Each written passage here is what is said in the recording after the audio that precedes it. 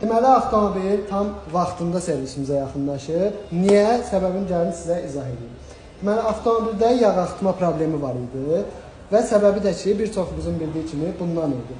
Sözüm onda deyil, sözüm nədədir? Bunu sökərkən müəyyən elədik ki, baxın, bu hissəsində bunun rezinlər var. Bax, bu su kanalının rezinidir, bu yağ kanalının rezinidir, bu da həmçinin. Bax, bu rezin ümumiyyətlə yoxdur. Bunlar da quruduğu üçün avtomobildə Allah uzaq eləsin, yağ suya qarışma problemi baş verə bilərdi və onda da xərciniz böyük miqdarda arta bilərdi. Yəni deməyim odur ki, qardaş, buna yağ axıtmaya və yaxud da su axıtmaya vaxtında nəzarət edin ki, bugünkü günün xərciniz daha da yüksəklərə çıxmasın.